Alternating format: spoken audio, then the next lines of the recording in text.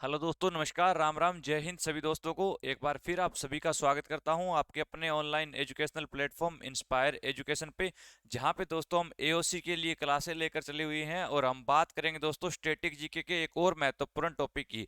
दोस्तों आपके लिए अब एमसीक्यू की भी क्लासेस शुरू हो जाएगी। आपकी डिमांड है कि सर आपने एओसी के पुराने पेपर की 2 ही क्लासें डाली है। भाई कल से जो है आपकी रेगुलर एक क्लास जो है प्रीवियस ईयर क्वेश्चन पेपर की चला करेगी। तो आज हम स्टैटिक जीके में एक और टॉपिक कवर करने जा रहे हैं, जिस टॉपिक का नाम है महत्वपूर्ण आंदोलन और घटनाएं। किसकी बात करने वाले हैं? महत्वपूर्ण आंदोलन वह घटनाएं, यानी जितने भी महत्वपूर्ण आंदोलन हुए उनकी बारे में बात करेंगे, और छोटी छोटी घटनाएं जो हुई दोस्तों, इन घटनाओं के ऊपर भी हम बात करने वाले हैं। तो आज का जो हमारा इंपॉर्टेंट टॉपिक है उसका नाम है महत्वपूर्ण आंदोलन एवं घटनाएं। कौन सा है? महत्वपूर्ण आंदोलन एवं घटनाओं की दोस्तों अब हम बात करने वाले हैं। चलिए शुरुआत करते हैं आज के अपने इस टॉपिक के साथ। सबसे पहले दोस्तों ये जो दौर पढ़ने जा रहे हैं, ये दौर होता है आपका स्वतंत्रता संग्राम का दौर। कौन सा दौर?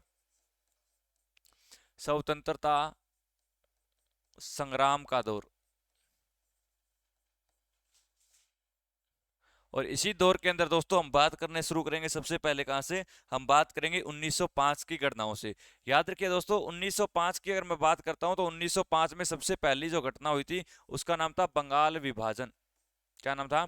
बंगाल विभाजन। बंगाल विभाजन की दोस्तों मैं अगर बात करता हूं तो आपसे पूछा जाएगा, बताइए बंगाल विभाजन किसके द्वारा किया गया? आप लोग आंसर करेंगे सर बंगाल विभाजन लॉर्ड कर्जन के द्वारा किया गया था। किसके द्वारा किया गया था? लॉर्ड कर्जन के द्वारा बंगाल का विभाजन 1905 में किया गया। और 1905 के अंदर ही दोस्तों क्या हुआ था? 1905 के अंदर ही सर बंगाल विभाजन का विरोध करने के लिए कौन सा आंदोलन हुआ था? सर बंग भंग आंदोलन। तो 1905 में क्या हुआ? बंग भंग आंदोलन हुआ था। और इसे हमें स्वदेशी आंदोलन भी बोल देते हैं। क्या बोल देते हैं? स्वदेशी आंदोलन भी दोस्तों इसे बोला जाता है। और आप लोग याद रखेंगे सर ये बंगाल विभाजन के विरुद्ध हुआ था। किसके विरुद्ध हुआ था? बंगाल के विभाजन के विरुद्ध, यानी बंगाल का विभाजन जो है उसको रोकने के विरुद्ध किया गया। उसके बाद दोस्तों याद रखिएगा, अगली घटना की मैं अगर बात करता हूं तो 1906 का साल। 1905 से हमने पढ़ना शुरू किया है। 1906, 1906 के अंदर हुई थी मुस्लिम लीग की स्थापना। क्या हुआ था? 1906 में मुस्लिम लीग की स्थापना हुई थी। और याद रखिएगा मुस्लिम लीग की स्थापना जो हुई दोस्तों, ये दो लोगों ने मिलकर की, जिसमें एक तो याद रखेंगे सलीमुल्लाह खान,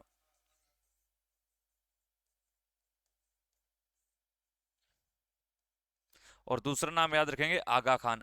इन दोनों ने तो मिलकर की, लेकिन दोस्तों क्वेश्चन आएगा, बताइए कहां पर की गई? हम आंसर करेंगे इसकी जो स्थापना की गई थी वो ढाका में की गई थी। कहां पर की गई? ढाका में। और ढाका जो है दोस्तों ये किसकी राजधानी है? सर ढाका बांग्लादेश की राजधानी है। किसकी राजधानी है? बांग्लादेश की राजधानी ढाका। और इसी ढाका के अंदर की इसकी शुरुआत की गई, मुस्लिम लीग की दोस्तों स्थापना की गई। उसके बाद दोस्तों अगर मैं बात करता हूं तो 1907 की घटना याद रखेंगे कि सर 1907 के अंदर कांग्रेस का सूरत अधिवेशन हुआ था। कौन सा अधिवेशन हुआ था? सूरत अधिवेशन। और इसी सूरत अधिवेशन की दोस्तों मैं बात करूं आपके सामने तो याद रखिएगा सूरत अधिवेशन के दौरान ही कांग्रेस का विभाजन हुआ था। क्या हुआ था? सर सूरत अधिवेशन के दौरान ही कांग्रेस का विभाजन हुआ। और दोस्तों याद रखिएगा कांग्रेस का जो विभाजन हुआ था ये 1907 में, जिसमें कांग्रेस दो भागों में बंट गई। एक भाग कहलाया नरम दल और दूसरा भाग कहलाया गरम दल। तो नरम दल और गरम दल नाम के दो आपके क्या बन गए? ग्रुप बन गए दोस्तों। नरम दल में तो महात्मा गांधी जैसे नेता थे। गरम दल के नेता अगर आपसे पूछे तो आप आंसर करेंगे लाल बाल पाल। क्या आंसर करेंगे? लाल बाल, और तीसरा आप लोग आंसर कर देंगे पाल। तो ये तीन तरह के हुआ करते थे। लाल लाला लाजपत राय, बाल बाल गंगाधर तिलक, और पाल यानी बिपिन चंद्र पाल की बात यहाँ पर हो जाएगी। तो 1907 में क्या हुआ? सूरत अधिवेशन हुआ दोस्तों। मोस्ट मोस्ट इंपोर्टेंट आपकी ये बात है। चलिए आगे बढ़ते हैं और अब हम बात करते हैं, किसकी बात करते हैं? अब हम बात करते हैं 1909 की। किसकी बात कर लेते हैं? 1909 की। 1909 में क्या हुआ था? 1909 में आया था मार्ले मिंटो सुधार। कौन सी घटना हुई? मार्ले मिंटो सुधार की घटना हुई दोस्तों। तो 1909 में मार्ले मिंटो सुधार एक्ट आया या अधिनियम आया था दोस्तों, ये आपको याद रखना है। हाँ, ये भी आपका इसी घटना से रिलेटेड हो जाए, इसीलिए मैंने आपको यहाँ पर बताया। उसके बाद एक घटना और लिखेंगे 9 जनवरी 1915। कौन सी घटना लिखेंगे? 9 जनवरी 1915 की घटना नोट करेंगे। और याद रखिएगा 9 जनवरी 1915 को हमारे भारत देश के राष्ट्रपिता महात्मा गांधी जो हैं वो भारत वापस लौटे थे। महात्मा गांधी भारत लौटे थे दोस्तों। और याद रखिएगा महात्मा गांधी भारत तो लौटे थे, लेकिन ये भारत कहाँ से लौटे सर? ये साउथ अफ्रीका या दक्षिण अफ्रीका से लौटे थे। तो हम आंसर करेंगे ये भारत लौटे। 9 जनवरी को जब ये भारत लौटे तो 9 जनवरी को कौन सा दिवस मनाया गया? तो हम आंसर करेंगे सर ये भारतीय प्रवासी दिवस कहलाया। क्या कहलाया? भारतीय प्रवासी दिवस कहलाता है दोस्तों। याद रखिए भारतीय प्रवासी, या इसे हम इंग्लिश में NRI डे भी बोलते हैं, नॉन रेजिडेंट्स ऑफ इंडिया भी बोला जाता है दोस्तों। चलिए ये बात थी आपकी 1915 की। उसके बाद देखिएगा अगली जो घटना हुई वो 1916 में हुई। और 1916 में आपका एक पैक्ट हुआ। कौन सा पैक्ट हुआ दोस्तों? लखनऊ पैक्ट हुआ। तो 1916 में लखनऊ पैक्ट हुआ। और याद रखिए लखनऊ पैक्ट जो है दोस्तों ये किसके बीच में हुआ था? तो सर ये तो हुआ था इंडियन नेशनल कांग्रेस, और कांग्रेस के साथ कौन थी? मुस्लिम लीग। तो कांग्रेस और मुस्लिम लीग के बीच में ही कौन सा समझौता हुआ या कौन सा पैक्ट हुआ? तो हम आंसर कर देंगे सर वो लखनऊ पैक्ट ही हुआ था। कौन सा हुआ? लखनऊ पैक्ट। लखनऊ। उसके बाद सबसे इंपॉर्टेंट घटना है दोस्तों 1919 की। और 1919 के अंदर एक और एक्ट आया जिसका नाम था रोलेट एक्ट। कौन सा एक्ट आया? रोलेट एक्ट आया। रोलेट एक्ट का दूसरा नाम था काला कानून। मेरे दोस्तों ध्यान से समझते हुए चलिएगा चीजों को। काला कानून। और अगर मैं बात कर दूं मेरे दोस्तों काला कानून की, तो आप आंसर करेंगे सर ये जो काला कानून आया था या जो ये रोलेट एक्ट आया था ये 1919 में आया था। और इसके अंदर क्या था? सिर्फ और सिर्फ शक के आधार पर गिरफ्तारी थी। किसके आधार पर? शक के आधार पर गिरफ्तारी थी। और शक के आधार पर लोगों को सीधा गिरफ्तार करके जेल में डाला जा रहा था। इसी चीज का विरोध किया गया। और दोस्तों पंजाब के एक नेता हुआ करते थे जिनका नाम था सैफुद्दीन किचलू, उनको भी रोलेट एक्ट के दौरान गिरफ्तार कर लिया गया। और याद रखिए दोस्तों यहीं पर एक घटना हुई जिसका नाम क्या था? 13 अप्रैल 1919। कौन सी घटना हुई? 13 अप्रैल 1919 को एक और घटना को अंजाम दिया गया। और 13 अप्रैल 1919 को हुआ था जलियांवाला बाग हत्याकांड। क्या हुआ था? जलियांवाला बाग हत्याकांड। और जलियांवाला बाग जो है दोस्तों ये पंजाब के अमृतसर में पड़ता है। और याद रखिएगा इसको अंजाम जिस व्यक्ति ने दिया उसका नाम था जनरल डायर। किसने दिया था? General Dyer. एग्जाम में क्वेश्चन आएगा, बताइए जनरल डायर की जो हत्या है वो किसने की थी? हम आंसर करेंगे जनरल डायर की हत्या सरदार उधम सिंह ने की थी। किसने की थी? सरदार उधम सिंह के द्वारा दोस्तों इसको मार गिराया गया था। तो ये आपको याद रखना है 13 अप्रैल 1919। 13 अप्रैल को बैसाखी का दिवस जो है मनाया जाता है। चलिए उसके बाद आगे जो घटना हुई वो 1920 में हुई। और 1920 में आपका एक और आंदोलन आया जिसका नाम था असहयोग आंदोलन। और याद रखिए दोस्तों असहयोग आंदोलन महात्मा गांधी के द्वारा शुरू किया गया था। और अगर मैं बात करूं असहयोग आंदोलन की तो ये 1920 से लेकर कब तक चला? सर ये 1922 तक चला था। और याद रखिए दोस्तों 1922 के अंदर ही आपका क्या हुआ? 1922 के अंदर होता है चोरा चोरी कांड। कौन सा? चोरा चोरी कांड। और इसी चोरा चोरी कांड की मैं बात करूं तो ये आपका उत्तर प्रदेश के गोरखपुर में पड़ता है, जहां पर एक पुलिस स्टेशन में 23 पुलिस कर्मचारियों को जिंदा जलाने की घटना को अंजाम दिया गया। इसी को देखते हुए महात्मा गांधी ने असहयोग आंदोलन वापस लिया। एग्जाम में क्वेश्चन बनेगा, बताइए किस घटना के बाद असहयोग आंदोलन वापस लिया गया? चोरा चोरी कांड के बाद लिया गया। कब हुआ? 1922 में। कहां पर हुआ? उत्तर प्रदेश के गोरखपुर नामक स्थान पर हुआ था दोस्तों। शुरुआत असहयोग आंदोलन की 1920। आंसर कर देंगे। चलिए बढ़ते हैं अगले पॉइंट की तरफ। चलिए उसके बाद हमने 1922 पढ़ा। अब 1923 की एक घटना और पढ़ो। सर 1923 के अंदर स्वराज पार्टी का गठन हुआ था। कौन सी पार्टी का? स्वराज पार्टी की स्थापना हुई। और स्वराज पार्टी की स्थापना करने वाले में CR दास। एक नाम तो क्या याद रखेंगे? CR दास। और दूसरा याद रखेंगे मोतीलाल नेहरू। किसका नाम याद रखेंगे? मोतीलाल नेहरू का हम नाम याद रखेंगे दोस्तों। चलिए उसके बाद दोस्तों हम बात करते हैं तो सबसे इंपॉर्टेंट घटना है 1928 की। 1928 में आपका एक कमीशन आया था जिसका नाम था साइमन कमीशन। और साइमन कमीशन को बोला जाता है श्वेत कमीशन। क्या बोला जाता है? श्वेत कमीशन। और याद रखिए दोस्तों साइमन कमीशन जो है इसी का विरोध किस शख्स ने किया? लाला लाजपत राय ने। और लाला लाजपत राय जो हैं, इनकी मृत्यु भी किस आंदोलन में हुई थी? तो वो भी श्वेत आंदोलन के दौरान या श्वेत कमीशन के बहिष्कार के अंदर इनकी क्या हुई थी? मृत्यु हुई थी दोस्तों। तो याद रखिएगा, इनकी मृत्यु भी इसी आंदोलन के लाठीचार्ज के दौरान हुई थी। चलिए दोस्तों, उसके बाद देखिए 1928 की एक घटना और लिख लीजिए। 1928 के अंदर ही नेहरू रिपोर्ट प्रस्तुत की गई थी। कौन सी रिपोर्ट?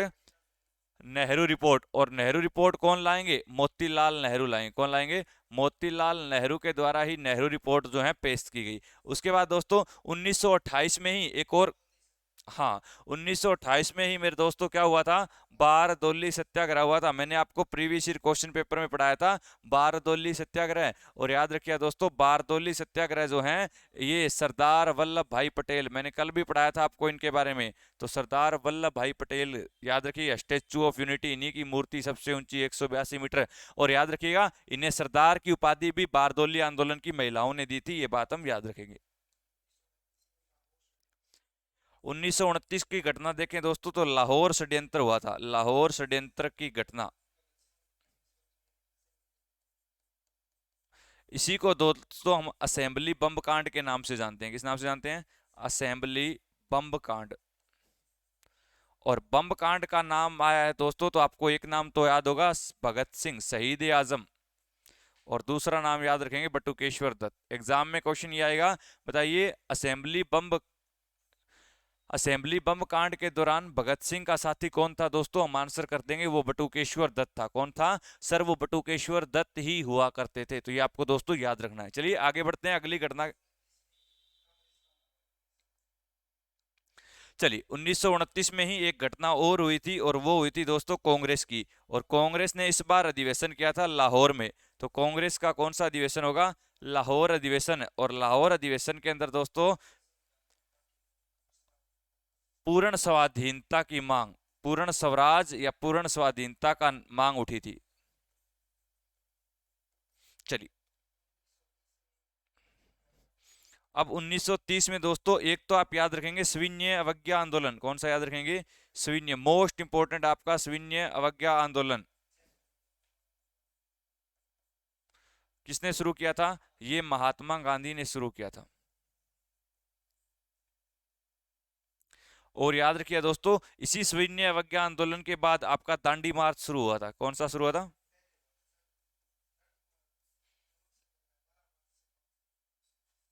और दोस्तों याद रखिए, ये 12 मार्च से लेकर 5 अप्रैल तक चला।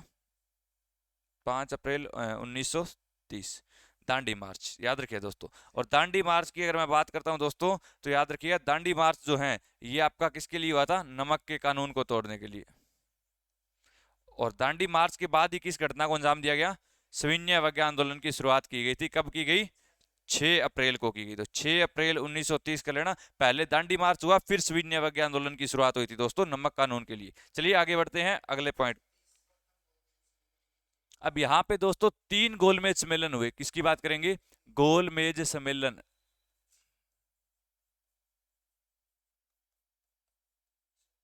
पहला गोलमेज सम्मेलन दोस्तों 1930 में हुआ। दूसरे नंबर का 1931 में होगा।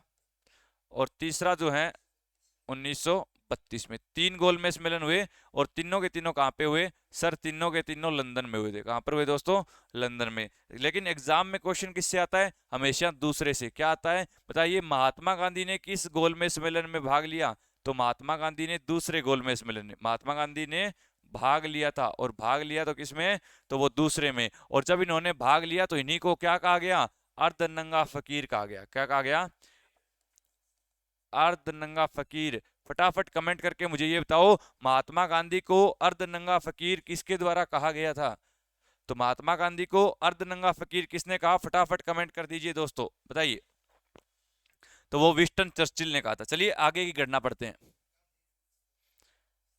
1931 की बात करते हैं दोस्तों। 1931 में एक हुआ था गांधी इरविन समझौता। कौन सा समझौता हुआ? गांधी इरविन समझौता हुआ। चलिए आगे की घटना। दोस्तों 1932 की मैं अगर बात करता हूं तो पूना पैक्ट हुआ था, ये भी इंपॉर्टेंट आपका, पूना पैक्ट से सीधा क्वेश्चन आ जाता है। बताइए पूना पैक्ट की घटना कब हुई? ये टाइमलाइन है 1931-32, आगे देखिए।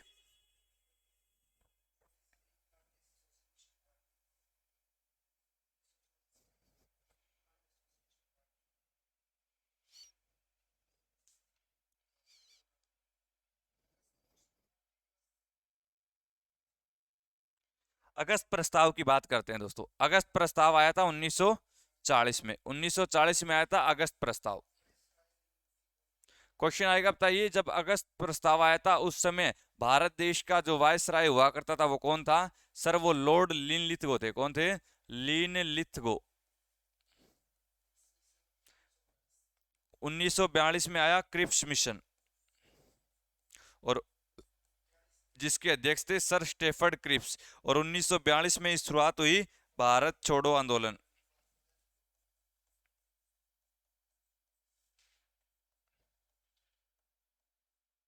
और मैंने बताया था भारत छोड़ो की शुरुआत करने वाले शख्स थे महात्मा गांधी, और महात्मा गांधी ने इसी के दौरान एक नारा भी दिया था, करो या मरो का नारा। कौन सा नारा दिया?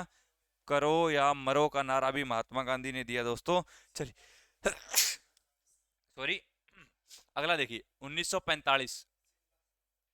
1945 में होगा शिमला सम्मेलन। ये सम्मेलन है, समझौता नहीं बोला है मैंने, शिमला सम्मेलन। चलिए 1946 में दोस्तों याद रखिएगा कैबिनेट मिशन भारत आएगा।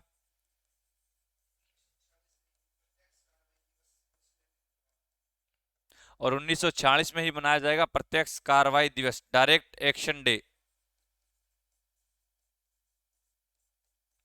किसने बनाया था ये? मुस्लिम लीग ने। किसने बनाया दोस्तों? सर ये बनाया गया था मुस्लिम लीग के द्वारा।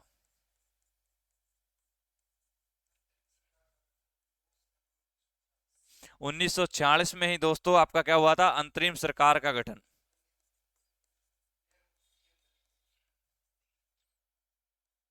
और अंतरिम सरकार का जब गठन हुआ तो हमारा पहला पीएम बनेगा, और पहले पीएम बताने की जरूरत नहीं है, पंडित जवाहरलाल नेहरू थे। कौन थे? पंडित जवाहरलाल नेहरू। 1947, 1947 में भारत आजाद हुआ। 1947 में ही माउंट बेटन योजना आई थी।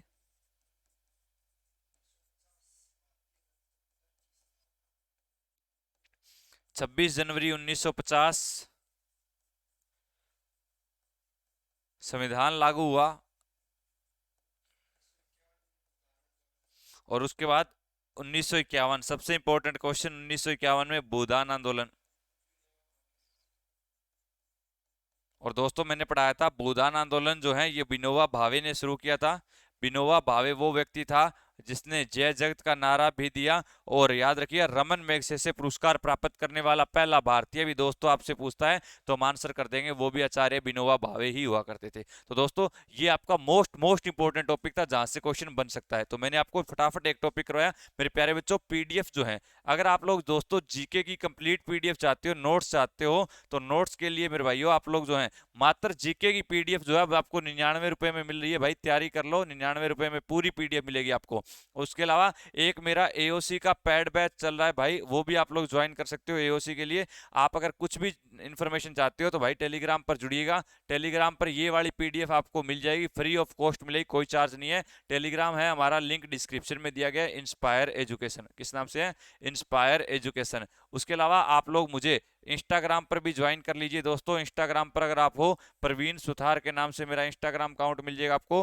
प्रवीण सुथार सर सर्च कर लेना, वहां पर आपको मेरा इंस्टाग्राम अकाउंट मिलेगा, वहां पर भी आप लोग ज्वाइन कर सकते हो। तो आज की क्लास को यहीं विराम देंगे। क्लासें कैसी लगी कमेंट करके जरूर बताएं। आज की क्लास के लिए इतना ही, कल फिर मुलाकात होगी, तब तक के लिए बने रहें। जय हिंद, जय भारत दोस्तों।